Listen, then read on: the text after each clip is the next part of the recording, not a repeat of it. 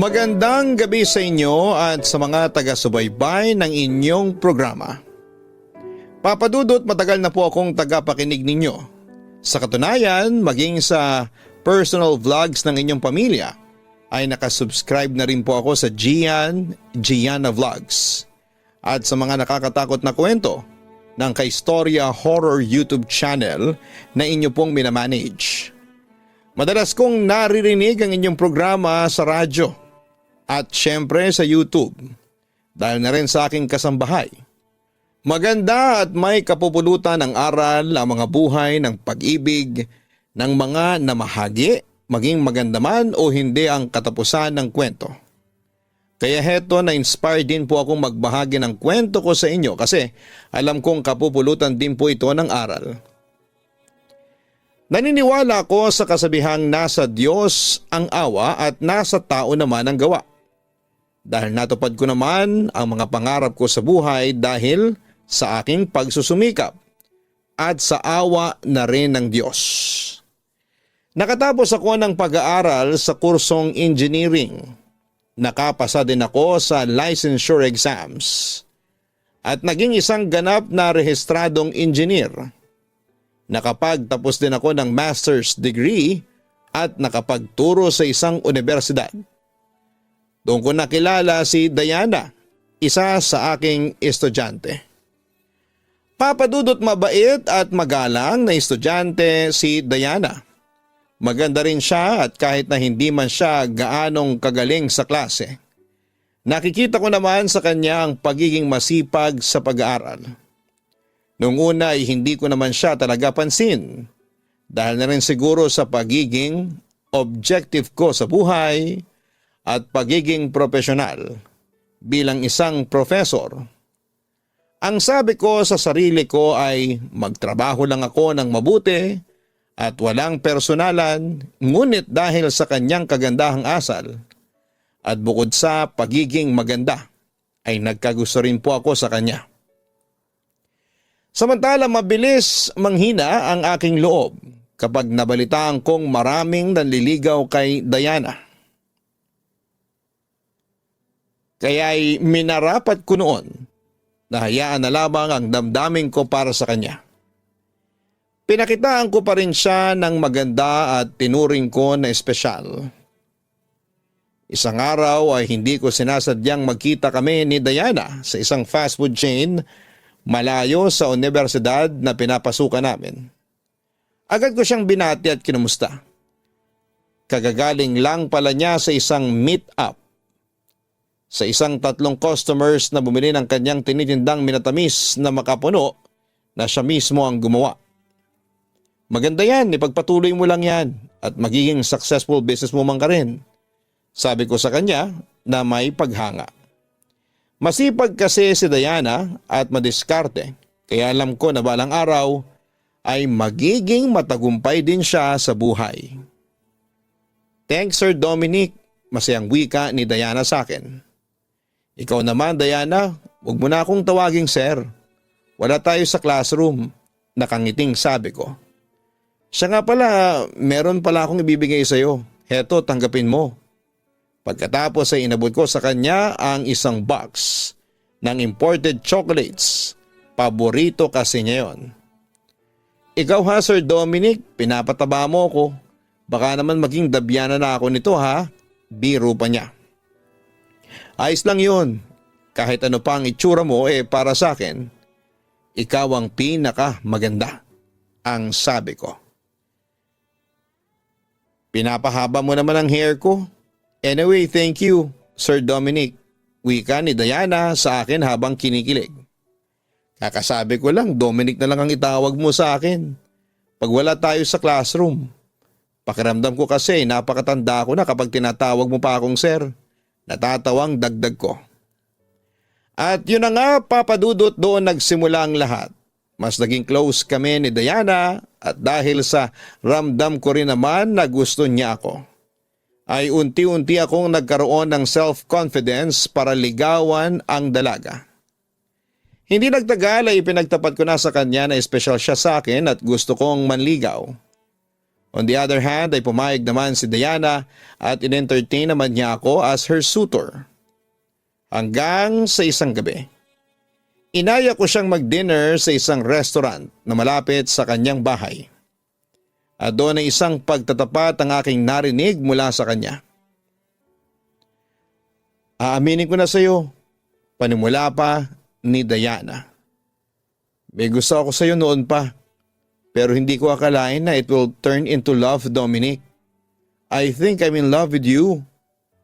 Natuwa ako sa aking narinig mula sa kanya.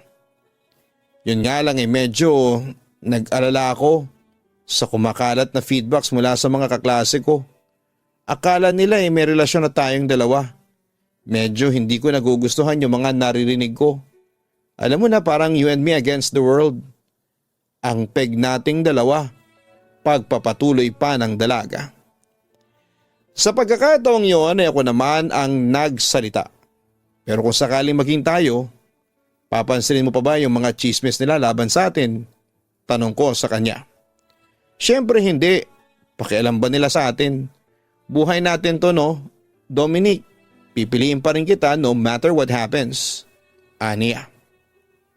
Kung ganon, sinasagot mo na ba ang panliligaw ko sa iyo? Curious kong tanong. Tumango siya bilang tugon. Girlfriend mo na ako simula ngayong gabi, Dominic. Dagdag pa niya. Diana, hindi mo alam kung gaano mo ako pinasaya ngayong araw. Alam mo kapag kasama kita parati akong nakangiti. Parati akong masaya at pakiramdam ko ay kumpletong-kumpleto ang araw ko kapag nakikita kita. Super kumpleto talaga ang araw ko kapag kasama kita.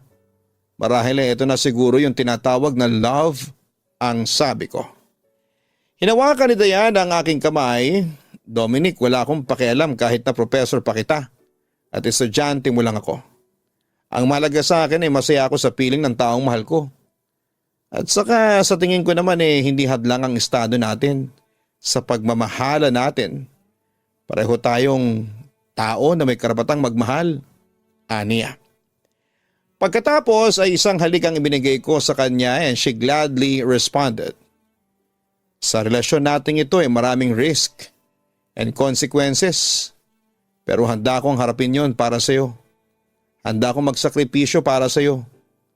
Tandaan mo, no matter what happens, ipaglalaban ko ang pagmamahala natin. Yun ang assurance na ibinigay ko sa kanya, Papa Dudut, na hindi niya pagsisisihan na ako ang minahal niya.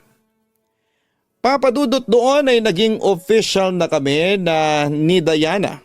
At syempre hindi rin talaga maiwasan ang mga chismis tungkol sa amin mula sa mga ibang estudyante at ibang mga professors. Naintindihan kong hindi nga naman talaga maganda na magkaroon ng relasyon ng professor at estudyante sa isang university. Kaya pagkatapos ng academic year ay nag-resign na rin ako sa universidad na yon at lumipad po ako sa iba. Samantala ay hindi na rin ako nagdalawang isip noon na mag-resign kasi graduating na rin doon si Diana. At isang semester na lang ay gagraduate na siya. Papa Dudut, hindi nawala ang pagmamahala namin sa isa't isa ni Diana. Kahit nga lumipat ako sa ibang university, continuous pa rin ang communication namin. At madalas ko rin siyang ihatid sa pag-uwi pagkatapos ng trabaho ko.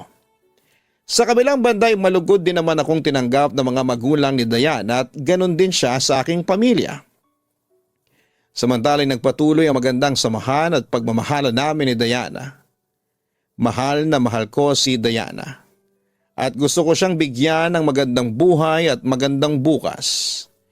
Nangarap akong mapangasawa siya at bumuo ng isang masayang pamilya. Pangarap kong kami may sariling bahay at akin siyang pakakasalan sa lahat ng simbahan na maibigan niya. Pero ramdam ko na hindi sapat ang aking kinikita sa pagtuturo. Kaya naman nag-decide ako mag-apply sa ibang bansa at maswerteng pumasa. Isang gabi nagdiwang kami ng Valentine's Day sa isang restaurant na paborito naming puntahan. At doon ko nga ipinagtapat sa kanya ang plano kong mag-ibang bansa. Bakit sinekreto mo yun sa akin? Tanong sa akin ni Diana na may halong frustration. Hindi ko naman intensyon na isekreto yun sa'yo. Sasabihin ko rin naman sa'yo. Sabi ko habang kinocomfort ang kasintahan ko. Bakit pa kasi kailangan mo pang umalis, Dominic? Pwede ka namang magtrabaho dito. Naiiyak niyang tanong sa akin. Magandang opportunity kasi ang naghihintay sa akin kapag tinanggap ko ang trabahong yun. At saka gagawin ko ito hindi lang para sa akin kundi para sa future natin. Sa magiging pamilya natin. Diana, kung tutuusin ayaw ko ring mawalay sa'yo. Mahal na mahal kita kaso heto lang yung naisip kong paraan para kumita ng pera at mapaghandaan ang kinabukasan natin, Diana. Hindi naman ako magtatagal doon at saka kapag naroon na ako sa Canada, pinapangako ko sa iyo. Hindi kita kakalimutan. Palagi kitang tatawagan para hindi ka mag-worry sa akin. Paliwanag ko naman sa kanya. Pero hindi lang kita makita ng isang araw nangungulila na ako sa iyo. Ilang buwan at taon pa kaya? Pagpapatuloy pa ni Diana. Teka, sabihin mo sa akin, ilang taong kang lalagi ron para magtrabaho? 3 taon. Sagot ko. Kita mo na? 3 taon? 3 taon kang mawawala na ibulalas ng aking kasintahan. Dominic, mangungulila ako ng sobra sa iyo. Hindi ko kaya. Huwag mo naman akong iwanan, please. Umiiyak niya ang pakiusap sa akin. Pero buo na ang desisyon ko noon, Papa Dudut. Pinagpatuloy ko ang pag-asikaso sa mga dokumento at iba pang mga requirements para makalipad na ako papunta sa Canada. At nang maayos kong lahat ng yon at sigurado na ang lahat sa aking pag-alis, isang sorpresa ang nilaan ko kay Diana bago kami magkahiwalay. Bukas na ang alis mo papuntang Canada. Magkakahiwalay na tayo. Nalulungkot na wika ni Diana at halos maiiyak. Niyakap ko ang aking kasintahan para siya ay kumalma. Diana, nangangako ako ngayon sa iyo na pagdating ko doon hindi ako makakalimot na tumawag sa iyo. Hindi ako mawawala ng komunikasyon sa iyo. Diana, pinapangako ko na babalikan kita. At kapag natapos ko na ang kontrata ko magpapakasal na tayong dalawa. Tapos isasama na kita sa Canada at doon tayo magtatayo ng pamilya. Diana, magtatrabaho ako doon sa Canada para din sa kinabukasan natin. Ang sabi ko sa kanya. Sige, pipilitin kong unawain ka, Dominic. Ayaw ko mang maging makasarili, kaya heto, susuportahan ko na lang kung ano man ang maging desisyon mo.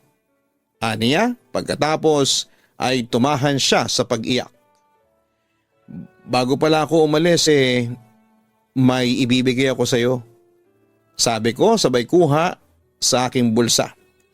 Doon ay ibinigay ko sa kanya ang isang singsing na pinag-ipunan ko ng matagal para maibigay lamang sa kanya. Diana, take this ring as a sign of my love, ang sabi ko. Inabot ko ang kanyang kamay at doon ay sinuot ko sa kanyang regalo kong singsing. Yang singsing na yan ang magpapaalala sa iyo ng mga pangako ko sa iyo. Kung nalulungkot ka, tumingin ka lang dito sa singsing. Parang nasa tabi mo na rin ako. Mahal kita, Dominic. Hihintayin ko ang pagbabalik mo. Sa pagkakataong yon ay nakita ko kay Diana na gumaan ang kalooban niya dahil sigurado na siyang babalikan ko siya. Papa Dudut, July 2007 ako umalis noon papunta sa Canada. At tulad ng inaasahan ay nahirapan ako mag-adjust doon. Mahirap kasing mawalay sa minamahal mo lalo na kung sobrang layo ng lugar na pinagtatrabahuhan mo. Pero alam kong kailangan naming magtiis ni Diana. Dahil para din sa kinabukasan namin ang ginagawa kong ito. Samantala isang araw ay nagpa siya ako mag-long distance call kay Diana. Dominic, sa totoo lang nahihirapan pa rin akong mag-adjust hanggang ngayon. Sa loob ng 3 buwan simula nang umalis ka, walang araw at gabi na hindi kita naaalala. Madalas akong malungkot Sumasaya lang ako kapag nagte-text ka sa akin o di kaya ay tumatawag. Pahayag pa ni Diana sa akin. Alam mo Diana, Hindi lang ikaw ang nag-a-adjust.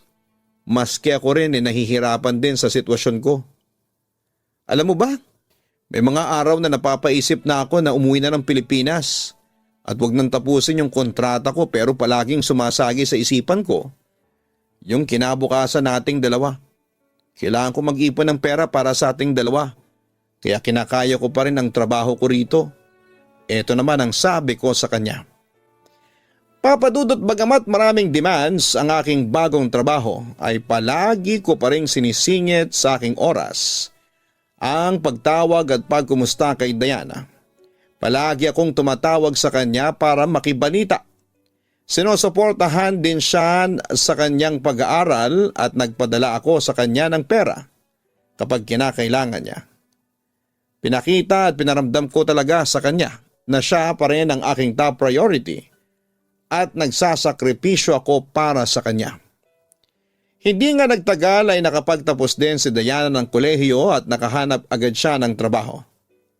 Ganon pa man, Papa Dudut, ay tuloy pa rin ang pagsuporta ko sa kanya financially. Ngunit inamin sa akin ni Diana, madalas pa rin siyang nalulungkot dahil sa pangungulila niya sa akin. Sa totoo lang ay sumasakit ang mga mata ko sa kakaiyak at kakaalala sa iyo. Pag-amin sa akin ni Diana. Ilang beses ko namang kasing sinabi sa iyo na huwag kang iiyak. Buti na lang at hindi ka nagkasakit. Ang sabi ko habang sobrang nag-aalala sa kanya. Matapos lang ang 3 taong kontrata ko rito sa Toronto, uuwi ako kaagad dyan. Samantala, sa tuwing nagkakasakit ako ay labis na nag-aalala ang aking girlfriend. Madalas siyang nagve-video call sa akin at inaalam ang aking kalagayan. Nagkakasakit ako madalas dahil na rin siguro sa pagod at pabago-bagong klima dito sa Canada. At ginagawa ko naman ang lahat para mag-ingat at manatiling malakas. Dominic, huwag ka rin masyadong workaholic ha. Alam kong matindi ang pressure dyan sa trabaho mo, pero huwag mong kakalimutan na magpahinga ka. Aanhin mo naman yung bonus at increase sa sweldo mo kung palagi ka na lang nagkakasakit. Tingnan mo nung isang araw, kulang na lang ay lumuha ang lalamunan mo sa sobrang kakaubo. Dominic, huwag kang magpapabaya sa sarili mo.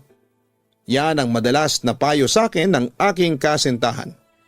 Huwag kang mag-alala sa akin, kaya ko ang sarili ko. Wika ko at palagi ko namang binibigyan siya ng assurance na okay lamang ako at wala siyang dapat na ipag-alala sa akin. Papa Dudut, sa totoo lang ay mahirap talaga ang long distance relationship. Nariyan ang madalas mong pangungulila sa taong mahal mo bukod sa madalas kang atakihin ng homesickness. Pero sa kabila noon ay nakuha ko pa rin magtiis dahil iisa lang naman ang nasa isipan ko noon. Ang matupad ang pangarap naming dalawa ni Diana na magtayo ng isang masaya at masaganang pamilya. Samantala buo ang pagtitiwala ko noon kay Diana kaya kampante ako habang nagtatrabaho ako sa Canada. Sa pagdaan ng mga buwan ay mas naging pressured ako sa trabaho. Ang dami kasing demands ng supervisors ko kaya hindi ko maiwasang ma-stress. Dahil doon ay nawawalan tuloy ako ng panahong makipag-communicate kay Diana. Sa kabilang banda ay may mga pagkakataon din na busy na rin si Diana sa trabaho niya kaya unti-unting nanlamig ang relasyon naming dalawa. Pero dahil sa mahal na mahal ko si Diana, hindi ko hinahayaang masira ang relasyon namin.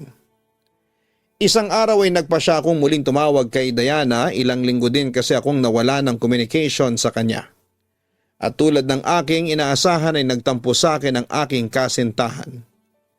Buti naman at naisipan mo pang tumawag. Akala ko kasi patay ka na. Sabi niya sa akin na may halong pagtatampo. Diana, I'm sorry. Sobrang busy lang kasi lately kaya nawalan ako ng communication sa'yo. Honestly, pressured na rin ako sa trabaho. Ang daming projects na dapat natapusin. Kaya nga pati ang pag-uwi ko sa bahay dinadala ko pa rin yung trabaho ko. Paliwanag ko. Pero baka sa boses ng aking kasintahan ng labis na frustrations at pag-aalala. Hindi mo alam kung gaano ako nag-alala sa'yo. Araw-gabi na lang akong palaging kinakabahan sa'yo na baka may nangyari ng masama sa'yo. At saka Dominic, hindi katwiran na busy ka sa trabaho mo kaya ka nawala ng komunikasyon sa akin. Girlfriend mo ko.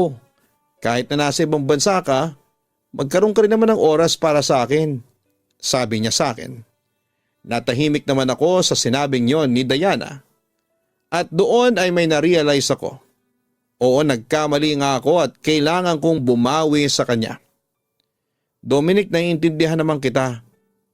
Alam kong mahirap ang trabaho mo at alam ko rin na kaya ka nagsusumikap dyan para makaipon ka ng pera para sa kinabukasan nating dalawa, pagpapatuloy pa ni Diana.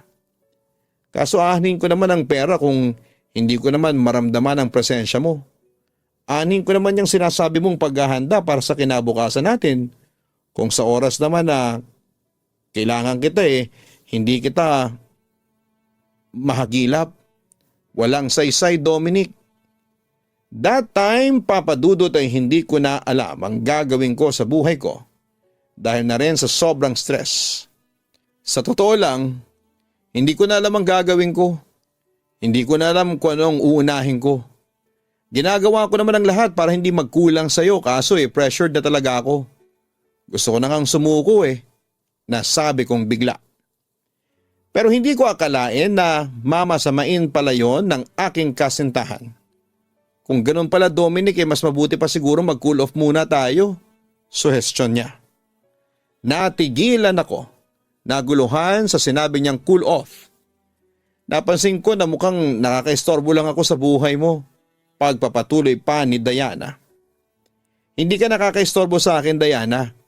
Kaya ako nagsusumikap dito sa Canada para sa'yo. Ang hinihingi ko lang naman sa'yo kaunting pangunawa. Wika ko at halos inulit ko lang yung madalas kong sabihin sa kanya noon. Pero ilang beses na kitang inunawa, Dominic. Ilang beses na akong nagparaya kaso sa pagdaan ng panahon, may hinahanap na ako sa relasyon natin na hindi ko makita-kita. Dominic, hindi sapat ang telepono o chat.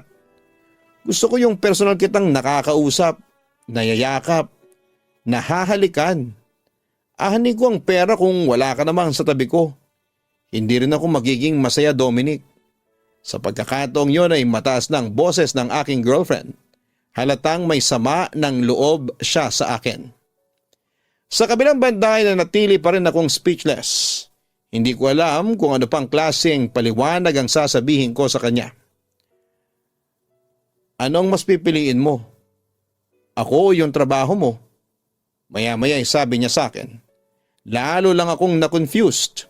Ito na siguro ang pinakamahirap na sitwasyon ng aking buhay, ang papiliin.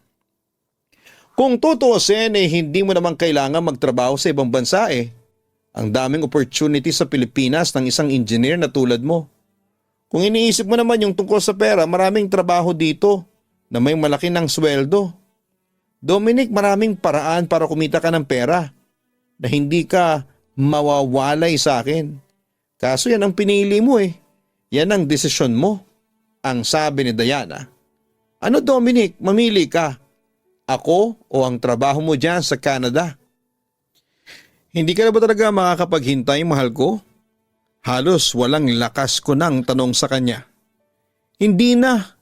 Naibulalas ni Diana sa phone pagkatapos noon ay naputol na ang linya. Labis na naguluhan ako pagkatapos ng pag-uusap naming yon ni Diana, Papa Dudut. Hindi ako nakatulog at may pagkakataong napapaiyak na ako. Kinabukasan pagdating sa trabaho ay para akong lutang at wala sa sarili. Kaya tuloy napagalitan ako ng aking boss. Wake up or you're fired, sabi pa nito sa akin. Samantala pagkatapos noon ay sinubukan kong tumawag kay Diana pero hindi niya sinagot ang tawag ko. Kaya naman naisipan kong tumawag na lamang sa kapatid niyang si Robert na kaklose ko. Doon ay ikinuwento sa akin ni Robert na mayroong lalaking umaaligid kay Diana na ang pangalan ay Moriel at madalas daw itong kasama ng girlfriend ko. Bukod pa roon ay marami ako nababalitaan tungkol sa pagwawala ni Diana at hindi ko talaga maiwasan na magselos. Pero sa tuwing nagkakausap kami tungkol doon ay madalas na uuwi kami sa tampuhan. Kaya minabuti ko na lamang na huwag na siyang harapin sa mga chismis na naririnig ko tungkol sa katapatan niya sa akin. Pinilit kong iniintindi ang sitwasyon, thinking the other way around, the positive side. Pinilit ko ring ipagwalang bahala ang pangamba na baka may iba na siya o bagong minamahal kahit na hindi na siya sumasagot sa mga email, chat, messages at tawag ko. Samantala'y nag-decide akong mag-file ng vacation leave ng 1 buwan at agad ako umuwi ng Pilipinas para kumustahin si Diana. Pero isang pangyayari ang hindi ko inaasahang magaganap. Kung nag-file ka ng leave sa trabaho mo nang dahil sa akin, sana hindi mo nalang ginawa. Galit ni Diana sa akin. Diana, patawarin mo na ako. Huwag kang mag-alala. 1 taon na lang ang bubunuin ko at matatapos na rin ang kontrata ko. Magkakasama na tayong dalawa. Ang sabi ko na tila nagmamakaawa at humihingi sa kanya ng pangunawa. Ngunit na natiling matigas ang aking girlfriend. Pasalamat ka pa at nakikipagkita pa ako sa iyo. Sa totoo lang wala akong balak na harapin ka. Nasakta naman ako sa kanyang sinabi sa akin. Ayaw mo na ba ako makita, mahal ko? Dominic, I'm sorry pero naglaho na ang pagmamahal ko sa iyo. Pag-amin ni Diana sa akin. Ang sinabi niyang yon ang parang kutsilyo na tumusok sa aking puso. Labis akong nasaktan at para na ba akong maiiyak. Huwag ka namang magbiro sa akin ng ganyan, ang sabi ko. Hindi ako nagbibiro, Dominic. Kaya ako nag-decide na makipagkita sa iyo at para formal na makipaghiwalay sa iyo. Pagpapatuloy ni Diana. Meron na akong ibang mahal, si Muriel. Sa kanya ko nakita yung pagmamahal na hinahanap ko na hindi mo na ibigay sa akin. Saan ako nagkulang ha, Diana? Naiiyak kong tanong sa kanya at halos manginig ang buong katawan ko at tila mawawala na ako ng lakas. Alam mo ang sagot, Dominic. Hindi mo na dapat tinatanong yan sa akin. Ani ni Diana na ang tinutukoy niya ay ang pagtatrabaho ko sa Canada. Tila wala na talaga ni katiting na pangunawa siya sa akin. Pero ginawa ko lang yon para din sa ating dalawa, ang sabi ko. Ngunit agad yung kinontra ni Diana. Para sa ating dalawa o para lang sa iyo, Dominic? Simula nung pumunta ka ng Canada, hindi ko na naramdaman sa iyo na mahal mo ko. Dominic, alam mong marami kang pagkukulang sa akin. Kaya hindi mo ako masisisi kung maghanap man ako ng pagmamahal sa ibang lalaki. Deklara niya. Dominic, hindi na ako masaya sa iyo kaya palayain mo na ako. Dagdag pa niya. Umahagulhol naman ako sa mga sinabing yon ni Diana. Nawala na ng saysay ang ginawa kong sakripisyo at pagsusumikap para sa amin ang kasintahan ko. Ano bang gusto mong gawin ko para bumalik ka lang sa akin ha? Diana, pahabol kong tanong sa kanya. Nagbabaka sakaling magbago pa ang lahat. Ngunit buo na talaga ang desisyon ni Diana. Wala na, ayoko na. Makakalimutan mo rin ako, Dominic. Ito ang mga huli niyang sinabi bago tuluyang umalis at makipaghiwalay sa akin. Papadudot halos hindi ako makahinga noon sa mga sinabing yun sa akin ni Diana. Hindi ko tuloy mapigilan na umiyak. Pero kahit na gustuhin kong makipagbalikan siya sa akin na wala na talagang pag-asa. Hindi na ako mahal pa ni Diana. Simula noon ay hindi muna kami nag-usap pa ng dati kong nobya. Wala naman akong ginawa noon kundi ang umiyak at magsenti lalo na kapag naririnig ko ang theme song naming dalawa sa radyo. Pero sa sakit na nararamdaman ko noon, naging karamay ko ang pamilya ko.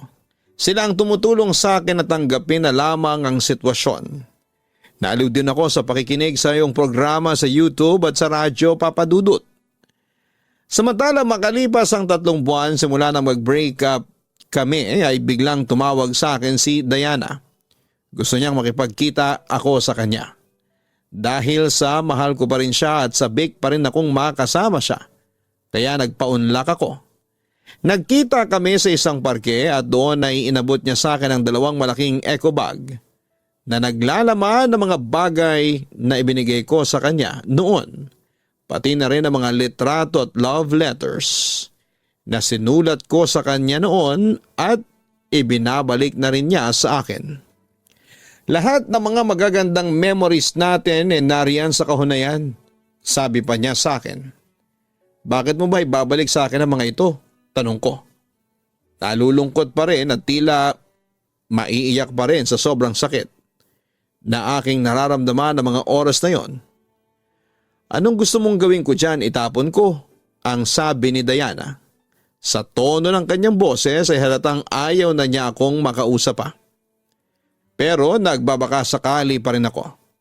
Magsimula ulit tayo, Diana, ang sabi ko sa kanya. Alam mong napaka-imposible ang gusto mo, wika niya habang umiiling. Pero hindi pa rin ako tumigil. Walang imposible kung gugustuhin mo, pagpapatuloy ko. Kaso ang problema wala na akong gusto sa'yo. Sorry Dominic. Pagkatapos nito ay wag mo na akong guluhin pa. Aniya, pagkatapos niyang ilapag ang hawak na mga eco bag malapit sa aking paanan. Goodbye Diana. Tanging nausal ko habang tinitignan siya palayo sa akin. Papadudot yun na talaga ang hudyat na tapos na ang lahat sa amin. Lumipas pa nga ang mga araw at ilang linggo ay ramdam ko pa rin ang sakit. Hindi na ako makakain at hindi na makatulog at absent-minded parate. Nagpupunta ako kung saan-saang mag-isa. Naglalakad-lakad kung saan-saan at umiinom ng alak at nagpapakalasing kung saan-saan. Matanggal lamang ang sakit na nararamdaman ko. Minarapat ko na rin na huwag nang bumalik ng abroad dahil wala na ring silbing bumalik pa. At para saan pa. Pagkatapos noon ay muli ako naghanap ng bagong trabaho dito sa Pilipinas at maswerteng nakabalik ako sa pagtuturo.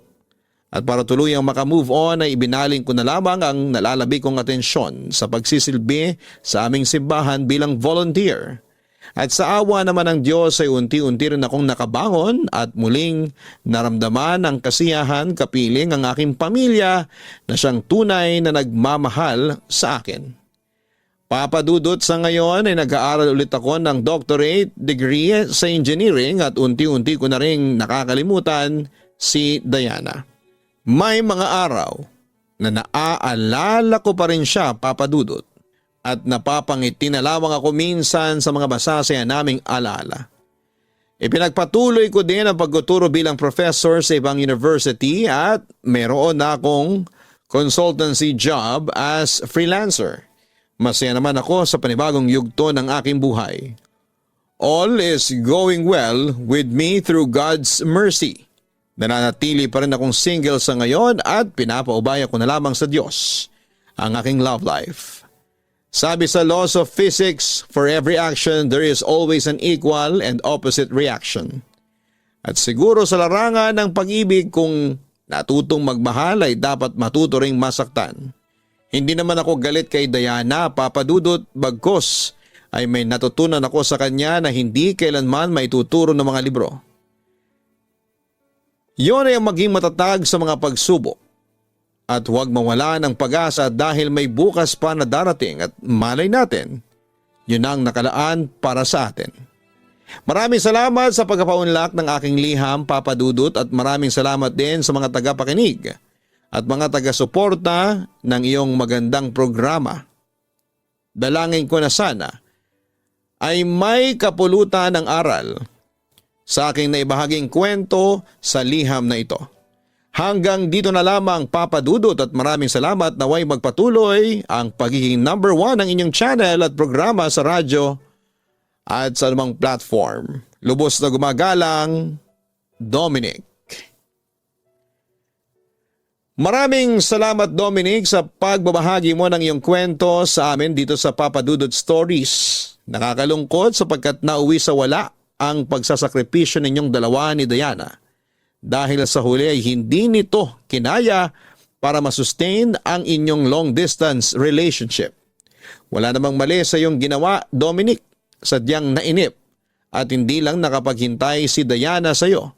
Siguro'y dahil na rin sa hindi gaanong matatag ang pagmamahal niya sa iyo. Ngunit ang mahalaga ay nakapag-move on ka na at patuloy mo pa ring hinahanap ang buhay. Huwag kang mag-alala dahil ang right love comes at the right time. Maghintay ka lamang at darating din yan sa iyo in God's perfect time.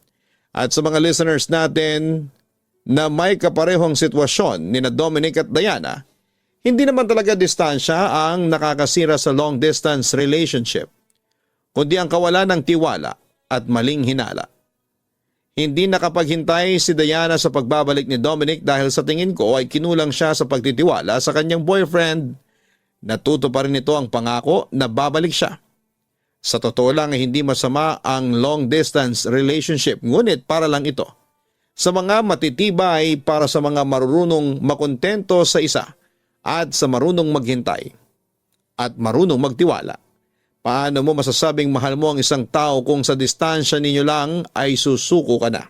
Kung talagang mahal ninyo ang isa't isa, hindi magiging problema sa inyo kung gaano man kayo kalayo sa isa't isa.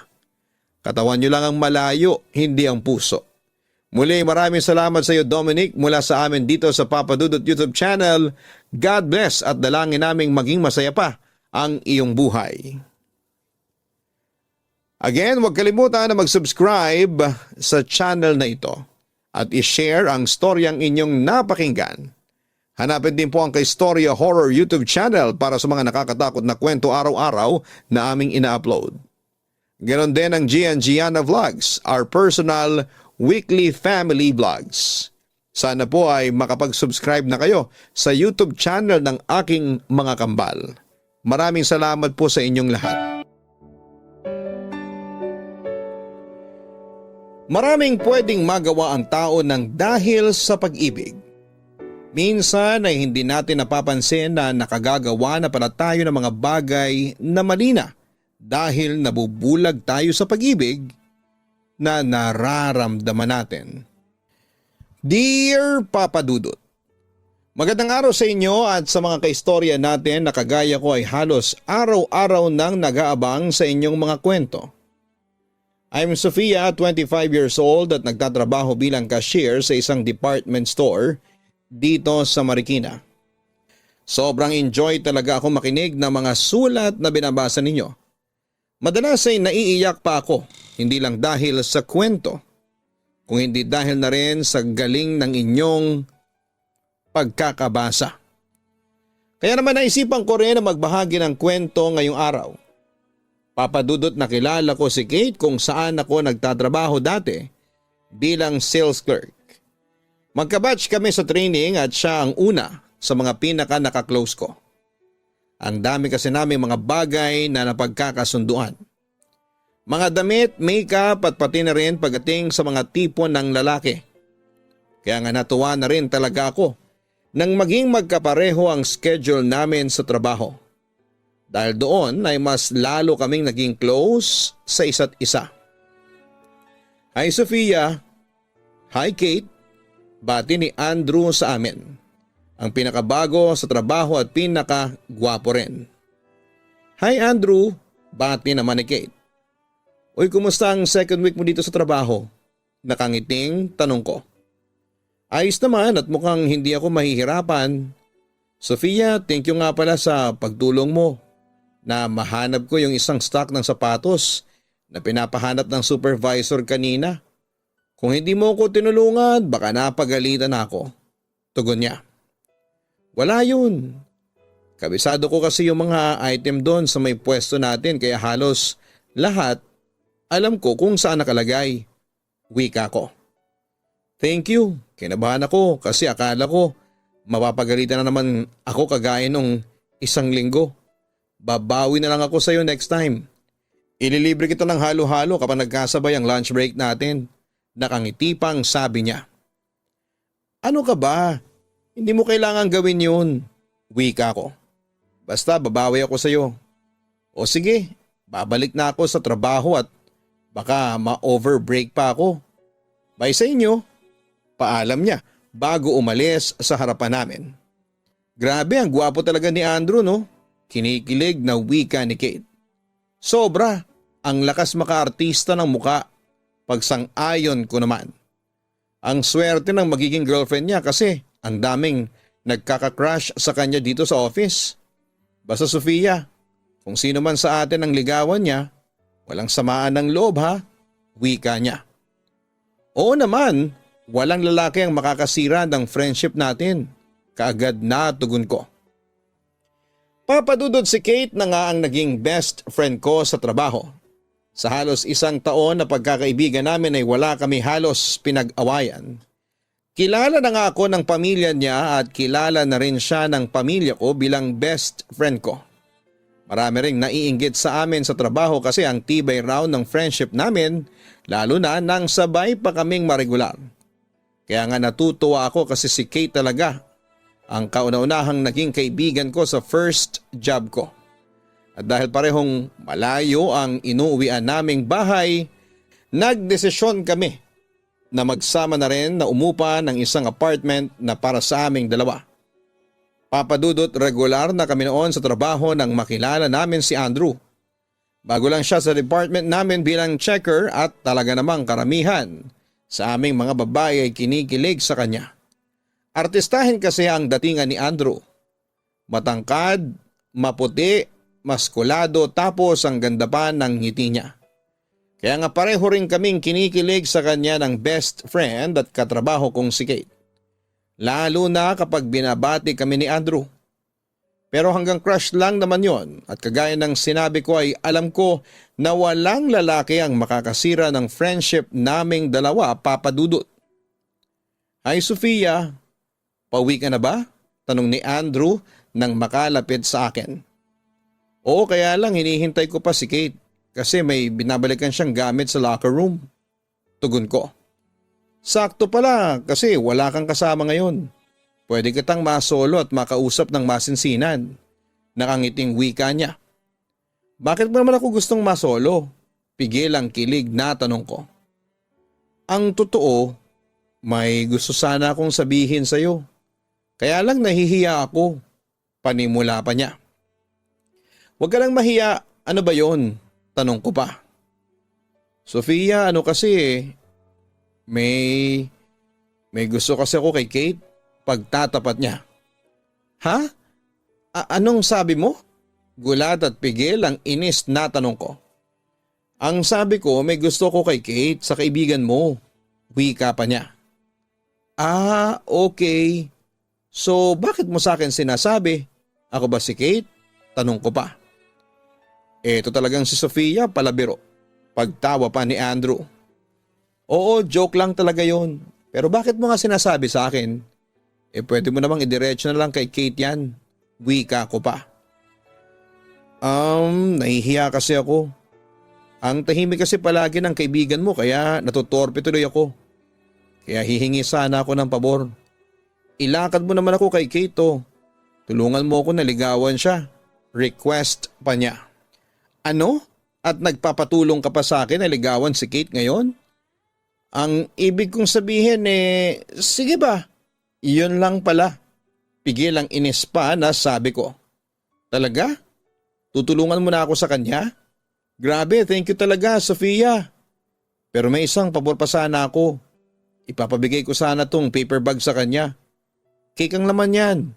Kanina ko pa talagang gustong iabot sa kanya. Kaya lang natutorpe talaga ako. Natutuwang wika niya. Sige, ako nang bahala. Wika ko. Ayun oh, salamat talaga sa iyo Sofia. O sige at aalis na ako at baka bigla nang dumating si Kate. Chat mo na lang sa akin kung anong sasabihin ni Kate dito sa cake na pinabibigay ko sa kanya. Bye Sofia, paalam niya sa akin. Papadudot madalas na ma-assign si Andrew malapit sa pwesto ko kaya naman madalas kaming nakakapagkwentuhan noon. Makulit din siya at palabiro kaya unti-unti ay nagiging close kaming dalawa. Sinabi pa nga noon ni Kate na naiinggit siya kasi napapansin niya ang closeness namin ni Andrew. Pero ayos lang naman daw kasi alam niya raw na mas maganda ako sa kanya. Walang halong biro yung sinabi niya na yon at alam ko namang totoo rin yon. Kaya nga akala ko ay may gusto talaga sa akin si Andrew. Hindi lang naman kasi ako o si Kate ang nakakapansin na madalas akong kinakausap ni Andrew papadudot. pati na rin yung mga ibang katrabaho namin. At nang lapitan niya ako para sabihin na may ipagtatapat siya sa akin, akala ko talaga na tungkol yon sa feelings niya para sa akin. Ayun pala, tungkol yon sa feelings niya para kay Kate. At aaminin ko, Papa Dudut, na medyo nasaktan din ako noon. Dahil umasa na nga ako na sa akin siya may gusto. Pero ang nasa isip ko noon ay tutupad ako sa pangako namin ni Kate na walang friendship na masisira ng dahil lang sa lalaki, Papa Dudut. Papa Dudut, nang sabihin ko noon kay Kate ang tungkol sa sinabi sa akin ni Andrew na may gusto ito sa kanya. Nakita ko na nagpigil siya ng kilig na nararamdaman niya. Siguro kasi alam niya nga na may gusto ako kay Andrew. Tapos ay pati siya ay ine-expect na rin na sa akin ito may gusto. Kaya nga tinanong niya pa sa akin kung ayos lang ba talaga na magpaligaw siya kay Andrew. Siyempre kaagad ko namang sinagot na okay lang. Ayoko namang maging kontrabida ako sa isang totoong kwento ng pag-iibigan. Kaya nga pumayag na rin ako sa request ni Andrew na tulungan ko siya sa gagawin niyang panliligaw kay Kate. Papa Dudut, sa totoo lang, si Andrew talaga ang tipo ng lalaki na ideal man ko. Bukod sa gwapo talaga siya, yung ugali niya rin ang nagustuhan ko sa kanya. Nang matuloy nga ang panliligaw niya kay Kate ay doon ko siya mas lalong nakilala. May mga oras kasi na sinasama nila ako sa date nila. Nakita ko kung paano siya maglambing at maging gentleman kay Kate. At hindi ko talaga mapigilan ang sarili ko na makaramdam ng selos. Kaya naman hindi na lang ako sumasama sa mga date nilang dalawa, Papa Dudut. Sofia, may gusto pala akong itanong sa iyo. Sa tingin mo ba ay oras na para sagutin ko si Andrew? Tanong pa ni Kate. Ha? Balak mo nang sagutin si Andrew? Balik tanong ko. Oo naman. Oo sana kasi halos isang buwan na rin siyang nanliligaw sa akin. Ramdam ko naman na gusto ko na rin talaga siya at seryoso siya sa panliligaw niya sa akin. Kaya ayun, gusto ko na sanang gawing opisyal ang relasyon naming dalawa. Wika pa niya. Pero hindi ba masyado pang maaga? Alam mo kasi Kate, sa totoo lang medyo nakukulangan pa ako sa effort na pinapakita ni Andrew ngayon. Wika ko. Talaga? Ang sabi pa ni Kate. Oo, kasi dapat mas magbigay pa siya ng oras sa iyo. Lalo na kapag wala siyang pasok sa trabaho. Dapat din na mas kilalanin mo pa siya. Kasi baka mamaya biglang magbago ang ugali niya. Pakiramdaman mo muna bago ka gumawa ng desisyon na pwede mong pagsisihan sa uli. Sabi ko naman. Alam mo, tama ka. Mahirap na kasi baka masaktan pa ako sa kanya. Dapat talaga na mas kilalanin ko pa siyang mabuti. Thank you Sofia ha. Kasi palagi mo binibigyan ng linaw ang isipan ko kapag naguguluhan ako. Wika niya. Papa Dudut, nagkaroon naman ako ng boyfriend at ibang manliligaw noon. At masasabi ko na walang-wala ang ginawa nilang effort sa ginagawang effort ng panliligaw ni Andrew kay Kate. Mauna kasi si Andrew na matapos sa shift sa trabaho, pero maghihintay pa rin siya kay Kate para sabay na silang umuwi. Sinusundo rin niya si Kate, Papa Dudut, mula sa apartment namin para sabay na silang pumasok sa trabaho. Tapos ay palagi rin siya nitong pinupuntahan kapag rest day nila. Mahilig din gumawa ng mga maliliit na sorpresa at magbigay ng regalo si Andrew sa kanya. Kaya naman masasabi ko na swerte talaga si Kate kay Andrew. At hindi rin totoo na hindi ko pa nakikita o nararamdaman ang sincerity ni Andrew sa kanya. Sinabi ko lang yon dahil nagsiselos ako. At para na rin hindi muna sagutin ni Kate si Andrew. Pero hindi nagtagal. Dahil na rin sa effort na ginagawa ni Andrew sa panliligaw, sinagot na rin ito ni Kate, Papa Dudut. Kate, bakit mo pala binigay ang extra cellphone mo kay Andrew? Sayang naman yon kasi wala pang kasira-sira. Pag-uusisa ko. Hindi ko naman binigay. Pinahiram ko lang kasi nasira yung cellphone ng kapatid niya.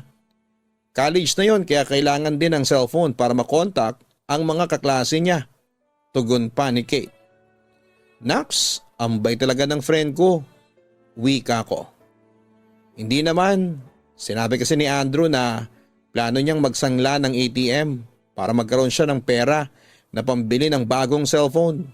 Naalala ko na may isa pa pala akong cellphone na hindi ginagamit. Kaya naisipan ko na ipahiram sa kanya kaysa naman masira pa doon sa pinagtataguan ko. Kwento naman niya. Pero sigurado ka ba na ipapahiram niya talaga yon sa kapatid niya at hindi gagamitin sa kalokohan? Alam mo na, baka lang kasi gumagawa siya ng dahilan para makagawa ng kalokohan. Wika ko.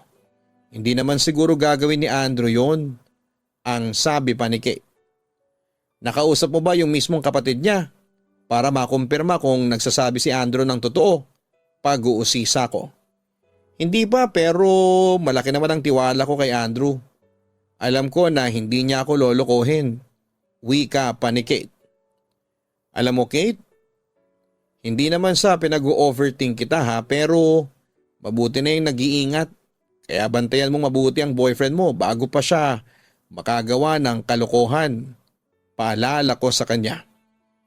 Papadudot nasaktan talaga ako nang sagutin ni Kate si Andrew at ginawa ko ang lahat para hindi niya makita o maramdaman yon.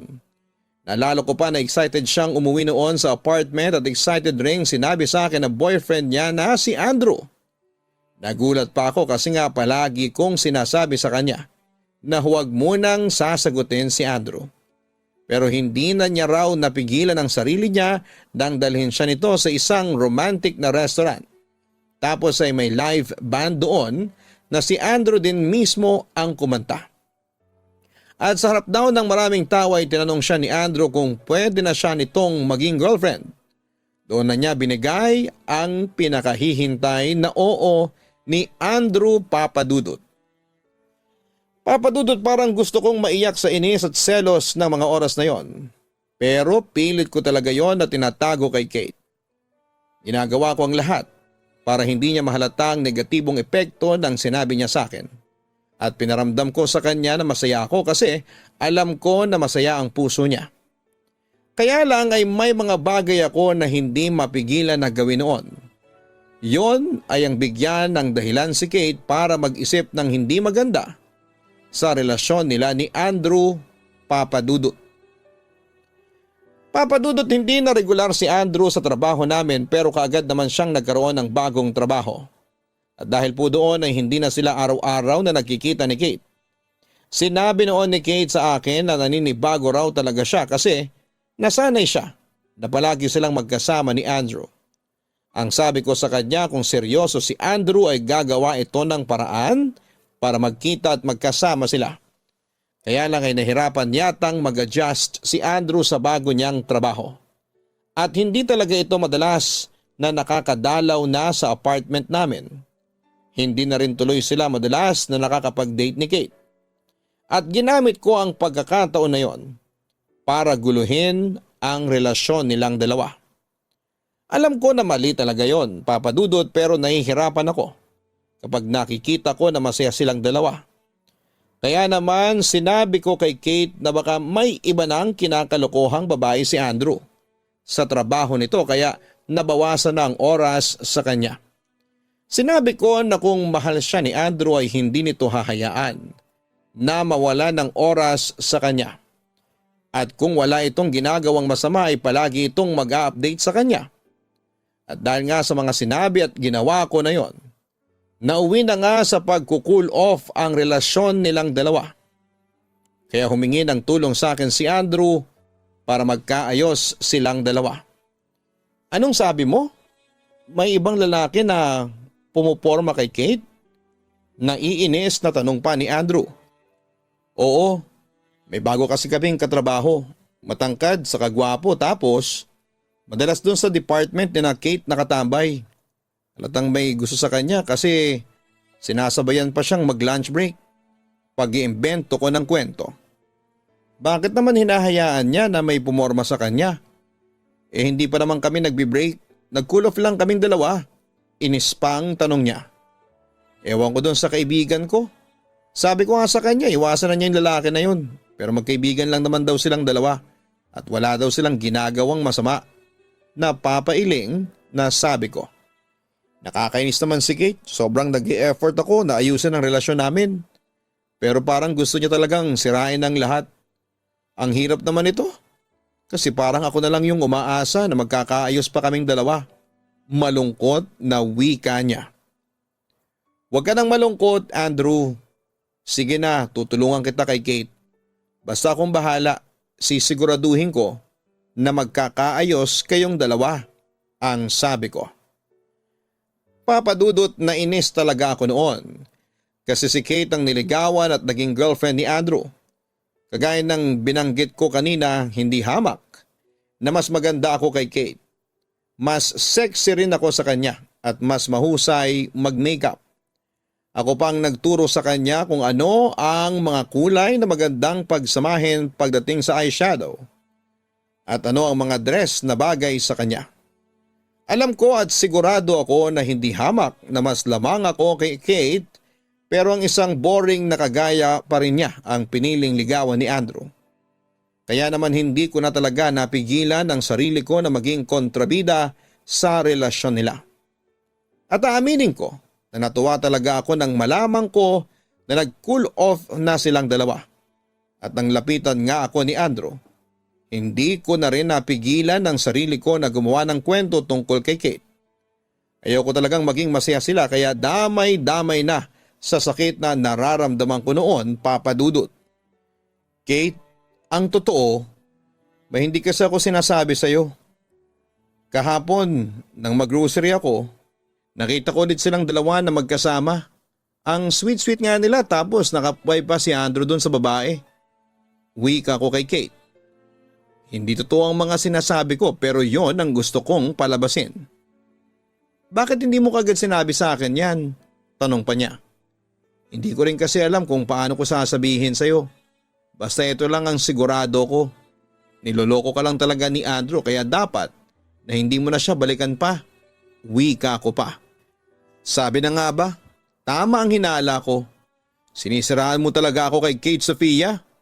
Ang sabi naman ni Andrew na bigla na lamang lumitaw noon sa tabi namin. Andrew? Bulalas ko. Ano ulit yung sabi mo kanina? Nakita mo ko na may kasamang ibang babae na inakbayan ko pa? Grabe, ang galing mo rin talagang gumawa ng kwento. Inis na sabi pa niya.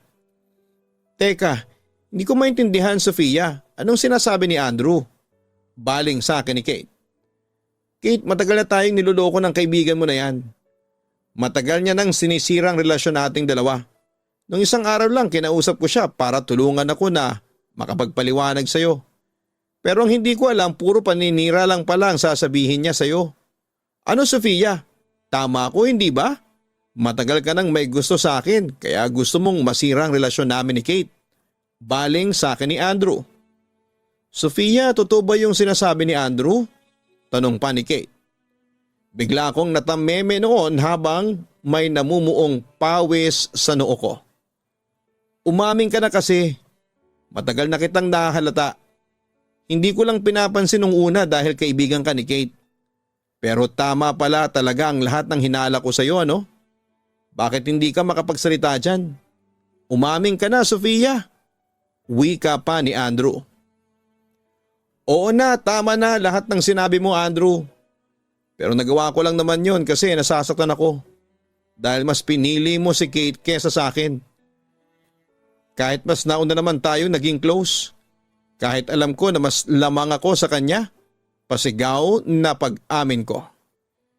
Pero hindi mo man lang ba naiisip na nasasaktan din ako dahil sa ginawa mo na yan?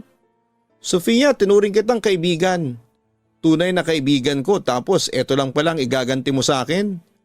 Ang sama ng ugali mo. Wika ni Kate. Kung tinuring mo talaga akong kaibigan mo, dapat alam mo na masasaktan ako kapag naging boyfriend mo na si Andrew.